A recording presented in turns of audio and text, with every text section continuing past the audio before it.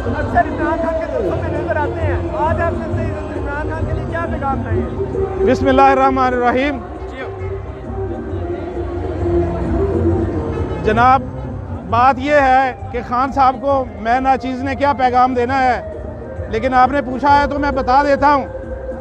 میں خان صاحب سے گزارش کرنا چاہتا ہوں کہ خان صاحب، آپ اللہ کے فضل سے اب آنے والے اس دور میں ہمارے وزیر اعظم ہیں، اور میں سمجھتا ہوں کہ یہ جو آپ کے پیچھے عوام نکلی ہے، 80% عوام آپ کے پیچھے ہے، اس میں 40% عوام جو ہے وہ ان پی ڈی ایم والوں کی جو یہ معاشی دہشت گرد ہیں، ان کی ستائی ہوئی قوم ہے، ان کی ستائی ہوئی قوم ہے، اور یہ آپ کے پیچھے نکلی ہے۔ میں سمجھتا ہوں یہ زیادہ کوئی کمال نہیں ہے۔ کمال یہ ہوگا کہ جب آپ حکومت حاصل کر لیں، پھر پاکستان کی ترقی میں کوئی ایسے ٹرننگ پوائنٹ آئیں، ایسے آپ اقدامات اٹھائیں جن کی وجہ سے پاکستان ترقی کی راہ پہ گامزن ہو جائے۔ وہ اقدامات کیا ہو سکتے ہیں؟ خان صاحب، آپ 2/3 میجورٹی سے آئیں، آنے کے بعد آپ کے پاس وہ قوت آ چکی ہوگی کہ آپ کے قلم میں وہ جان آ جائے گی کہ آپ قوانین بنا سکیں گے۔ وہ قوانین یہ ہونا چاہیے کہ آپ گورنمنٹ اس وقت تک انڈسٹری کو این او سی جاری نہ کرے جب تک وہ یونیورسٹی کو 20% 15% نہ دے۔ اس کا فائدہ کیا ہوگا؟ جب یونیورسٹیوں کو ایک خطیر رقم جائے گی تو لیبارٹریوں میں بڑے جب وہاں پہ تجربات ہوں گے، نئی پروڈکٹ سامنے آئیں گی، وجود میں نئی پروڈکٹس آئیں گی، تجربات قائم ہوئیں گے، ان پہ میڈ ان پاکستان کی مہر لگے گی، تو واللہ آپ کی اکانومی ڈالر کو چھتر مارے گی۔ یہ وہ راستے ہیں جو اکانومی کو، ملک کو اور اس عوام کو ایک جان پیدا کر سکتے ہیں، سٹرنگتھ دے سکتے ہیں۔ ایمانی قوت ہمارے پاس بہت زیادہ ہے۔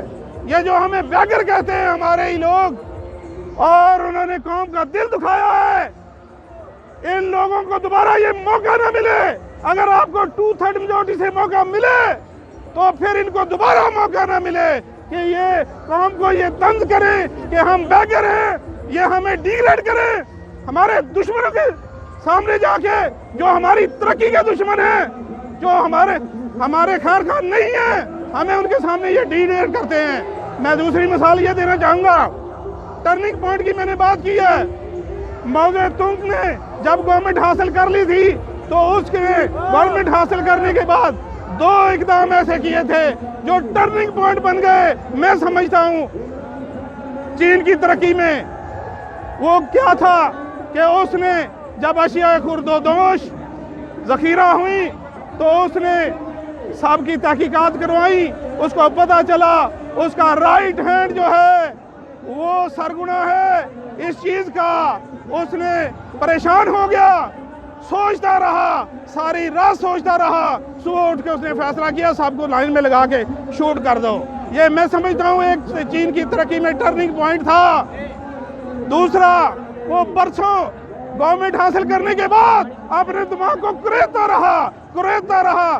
کیوں؟ کہ میری قوم بھنگ میں، پوسٹ میں، نشے میں، سستی میں، کاہلی میں، اس کا کوئی ساری نہیں ہے۔ اس کو میں کیسے نکالوں، ایک قوم بناؤں، جفاکش قوم بناؤں؟ وہ ایک پریشانی میں رہتا تھا۔ اس کا وزیر جو تھا وہ سنیاسی تھا۔ اس نے کہا کہ میں وزیر بھی ہوں آپ کا، میں سنیاسی بھی ہوں، میری سمجھ میں یہ بات آتی ہے کہ آپ گرم پانی رائج کر دیں، یہ جسم کی سستی کاہلی ختم کرتا ہے۔ اس نے وہیں سے اس کو سمجھ آئی، اس نے اعلان کیا، اس نے کیا نہ کوئی کولڈ ڈرنک بیچے گا نہ کوئی خریدے گا، جو خریدتا پکڑا گیا، جو بیچتا پکڑا گیا، اس کو ہینگ کر دو۔ اور یہ کام کرنے کی ضرورت تھی، امپلیمنٹیشن کرنے کی، 2-4 لٹکائے، امپلیمنٹیشن ہو گیا، یہ ٹرننگ پوائنٹ بن گیا کشمیر کی چین کی ترقی میں۔ لیکن وہ ایک انقلاب تھا۔ میں یہ نہیں کہتا، ہر معاشرے کی کچھ मजबूरियां होती हैं, खामियां होती हैं। हमारे पास एक पार्लियामेंट का निज़ाम है, हमने इस पार्लियामेंट के अंदर रह के तब्दीली लानी है, ऐसे कवानीन बनाने हैं, ऐसे टर्निंग पॉइंट बनाने हैं। खान साहब, आपके जाने के बाद सदियों ये कौम आपको याद रखे, ये सानिए बाबा एक कौम है।